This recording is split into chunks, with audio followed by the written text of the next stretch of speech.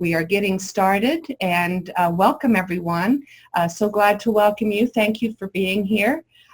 The topic today is the power of the P.A.C.T. My name is Deborah Fitzgibbons. I am the coordinator for the Oregon Technology Access Program and for the regional and statewide services for students with orthopedic impairments. Both of these statewide grants are sponsoring our webinar today, as well as the follow-up workshop that we are having in June. And I'm pleased to welcome not only my guru for the P.A.C.T, the author. She's a keynote speaker, education specialist, but over the last few years I've had the pleasure of getting to know Phil. Phil was working with a special school district on the P.A.C.T, and we were integrating over time whenever I was there, and I'm pleased to call her now my friend. Phil completed a fellowship at Johns Hopkins at the Kennedy Krieger Institute in 1988. She has become an award-winning national speaker, author, inclusion specialist, and curriculum strategist. As president of, strategist might have been a better word there, but as president of Make a Difference Incorporated, she's consulted with and has trained thousands of teaching staff and is a passionate catalyst for systems change in education. She's got a list of things here a mile long, and it's hard to imagine all of the activities she's got going on. She's a fireball filled with enthusiasm for the students she works with. She comes to us today from face-to-face with students with Down syndrome and autism, just some of the many populations that have found use in the strategies that Phil's going to be talking about with us today.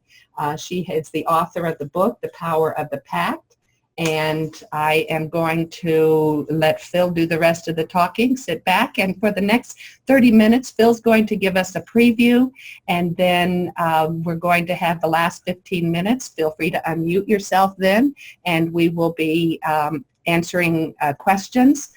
If you have something that can't wait, I am going to be monitoring the chat as Phil presents. So, Phil, take it away. So the title of our webinar is one that I feel very strongly after being in the field for close to 30 years, which is Simplify Learning, which in turn will simplify our teaching. And we need to uncomplicate education. And doing that, we need to make sure that we're not really employing things that take 25 to 35 steps to do in a busy school day. So I'm excited to share with you some very, very practical and easy to get off the ground strategies today with a teaching framework that I authored and that was published in 2010 called The P.A.C.T. And the first book is titled The Power of the P.A.C.T. Like I said, education has become extremely complicated. And, you know, I feel like we have multiple things to do and not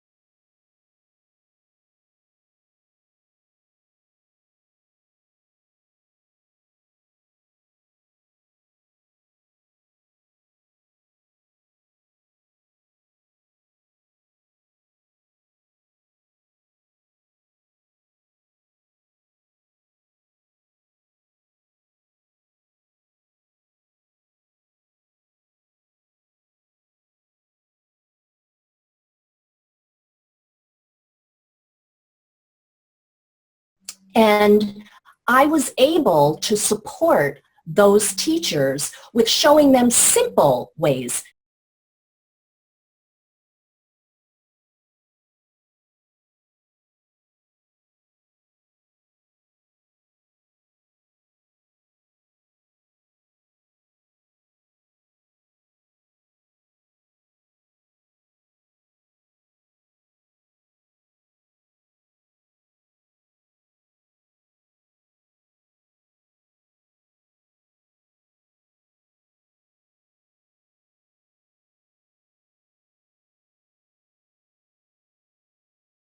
We did this at a preschool level, in elementary schools, in middle schools, in high schools, including school-to-work programs, in autism programs, in learning centers, special education classrooms, therapies. I just love what people do, especially with social communication related to this framework. And also including our complex communication needs students who have A.A.C. needs, augmentative communication needs, in very, very creative, connect the dots teaching ways. The teachers reported back, whether they were in general education or in special education, Phil, this is simple. This is really working because it is not a lot of steps. It's 4 basic steps. But then they also said to me, wait a minute here, Phil. The strategies that you're really teaching us to use with the students in special education that are in our classrooms are actually working with all the kids. Now, to those of us who serve in special education, whether we're therapists or special education teachers or consultants, we know that the research-based strategies that we use in special ed are not so diversely different than what could be delivered in the gen ed classroom for learners of all abilities. But this was an aha to so many classroom teachers. And again, not just because it was simple, because it was having deep, deep learning in a way to reach all students, not just those in special education. You know, many times people will view education, gen ed and special ed, as a Venn diagram. And that Venn diagram has a very small part in common when that is so false. Education is one circle where general education and special education share research-based strategies to differentiate and be able to reach students of all abilities. Now, how does this work? What are the 4 steps? The 4 steps are the vital 4 components of our educational standards. Language, which is the Learn About module for vocabulary. Reading, aligned to informational text and literature, which is the Read About module. Basically, it's reading to learn. Writing, which is the Write About module. And speaking and listening standards, which is the Talk About module. Now, as educators, we know that we need to teach the way that the brain works. And basically, that is, we do not test before we build solid comprehension of something. Of course, unless we're trying to get baseline or understand what prior knowledge is.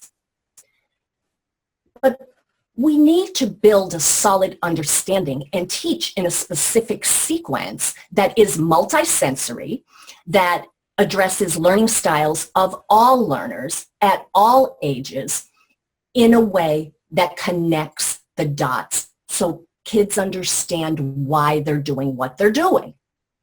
So educators, whether general educators or special educators, are methodically walking their students through learning about a topic, reading about it, writing about it, and then formally talking about it, whether it's at a pre-academic level, with academics, life skills, vocational tasks, social communication, regardless of subject or topic. These are the 4 key components that our students are going through. And they're doing it in a way where they, as educators, are selecting consistent and predictable teaching lessons and materials, and doing it in a way that speaks to the kind of teacher they are. Because I may be a very different type of teacher than the teacher down the hall, but I could embrace whatever teaching style I want within this methodology, as long as I'm providing consistent anchors for the students. Why is this important? Because the result of consistent lessons in a classroom and predictable materials is one key thing. Students focus on what they are learning, not how they're learning it. The first time they see an activity, of course, there is cognitive load of how does this work?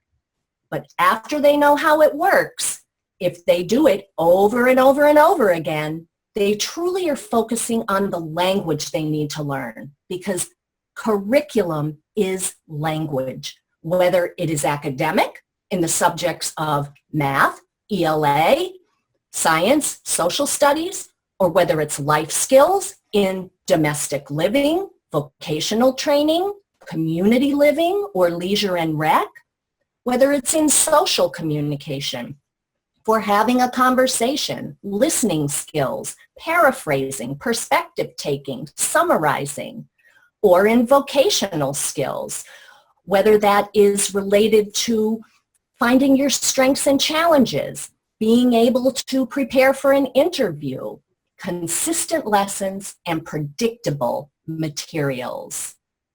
Let's dive in just a bit deeper. Consistency and predictability is founded on brain-based research, building comprehension to improve expression.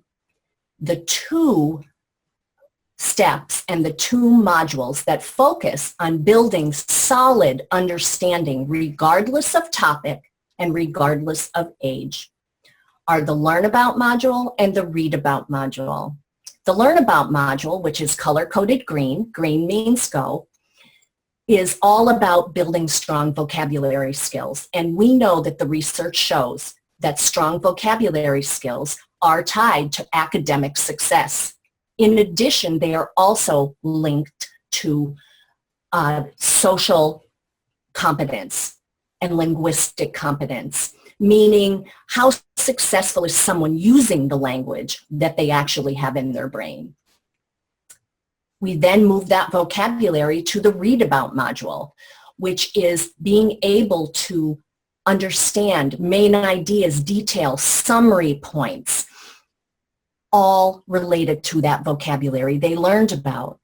Once they have solid comprehension across a variety of different types of activities, we then can improve their expression of their knowledge through the writing process, in brainstorming, composing, editing, revising, and publishing, whether that is text-based, picture-based for some of our learners, okay?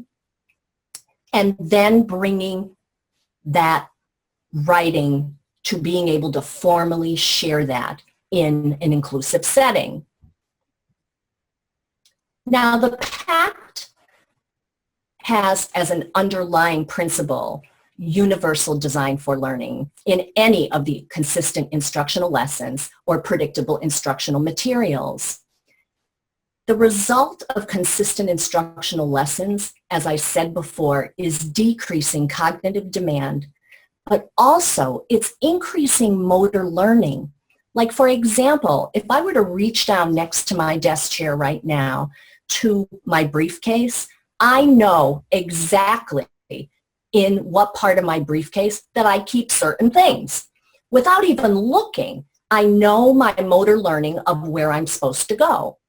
Another example, I could get up in the middle of the night and know that I could walk downstairs without turning the light on grab a glass from my open shelf cabinet, go to the refrigerator, grab a glass of water, and walk back upstairs to bed without turning the light on, because I know my pathway. We need to create instructional lesson pathways for our learners, not just our learners with cognitive issues, but also to help our at grade level and above grade level learners succeed even more by giving them consistency and predictability.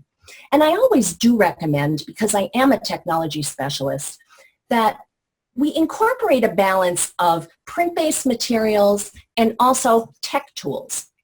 We know that the focus of any instructional lesson should not be the technology. The focus should be on the why of the learning and what the learning intention is. Like, I can write a cohesive paragraph, or I can complete a sentence if it is in the Write About module or in the Talk About module. I can share 3 facts about what I learned, read, and wrote about the solar system. Now, I love when students teach me about being a better educator. Ben, who is a sophomore student with Asperger's, described to me back in 2009, as the P.A.C.T was going through beta testing, he said to me, because this is a color-coded framework, as you've seen, he said, the P.A.C.T helps me know, Phil, which file to go to in my brain. When I see a color, I know what my brain is supposed to do. And that was very validating to me. He knew that when he saw green and heard the words learn about, that he was going to learn vocabulary. When he saw blue, he knew he was diving in deep to a sea of knowledge to read, to learn. When he saw yellow and heard the words write about, he knew he was going to map out his thoughts, whether it was with that number 2 yellow pencil or it was on a piece of technology, whether it was brainstorming a concept map or he was writing a report. And when he saw red, he knew, cherry on the sundae, he was going to be sharing knowledge in some formal way, whether it was answering questions, being in a collaborative discussion, being able to say true or false about something, or even more so, being on a debate team, picking a side and being able to defend that position, to be able to distinguish between opinions and facts or give an oral presentation. He also went on to say that the P.A.C.T was like a pyramid to him in his brain. I thought he meant at first, because he referenced what file to go to in his brain, I started thinking of it as a file cabinet because he said files. And he said, no, it's like a pyramid, Phil, in my brain. Learn about's on the bottom. It's the strong base, because if I don't know what words mean, I'm dead in the water. And he was pretty proud of using that figurative language because that was not a strength of his. Then he went on to say, but if I do these things in order, I'm a volcano at the top with Talk About. And most importantly, which is like an XOX on my heart, then people see how smart I am. And then he said, draw it for me, Phil. It is now a downloadable visual on our website because it was simply brilliant coming from his mind. Dr. Peter Gorski from Harvard Medical School shared, knowing what to expect from any activity helps children become more confident, because this is not just about academic success or life skills success or curriculum success. This is all about excitement for learning and having kids believe that they can do it, to have loud and proud moments, to be highly engaged in their instruction. I usually share in my keynotes and in my formal full-day courses that consistency and predictability truly provide the school day with a framework that orders a learner's world. Children thrive on sameness and repetition. But sameness and repetition can also be creative and engaging and not boring. You just don't have to have one learn about activity, one read about, one write about, and one talk about. It sure is a nice way to get started. But you can have a bank of different activities that grow throughout each school year for there to be choice and creativity, and children can come up with their own activities to contribute to that classroom or that learning community. So lots of people will say, where to begin? Where do I start, Phil? And I will tell you, most educators think about what they're going to teach. Like, oh, we're starting the OWLS unit. Or what would the vocabulary be? And I say, whoa, whoa, whoa, whoa, no. We don't need to focus on content to start with. We need to focus on how you're going to teach anything in science, whether it's OWLS, solar system, magnets and electricity. Let's start with teaching formats and the types of activities you want to deliver to your group of students based on your style of teaching. And if you do this, you will have strong trunk and roots of the instruction that are really, really solid. And you could apply this to any content. These were not my words. These were the words of Sarah Troy, who is the radio host of Self-Discovery Radio. And this past winter in 2017, in March, I had a radio interview with her. And as I was explaining this to her, we had about an hour interview, and it's posted on aboutthepact.com if you'd like to listen to it along with other resources. She said, the application is endless. I get it. You're providing curriculum trunk and roots like a huge tree.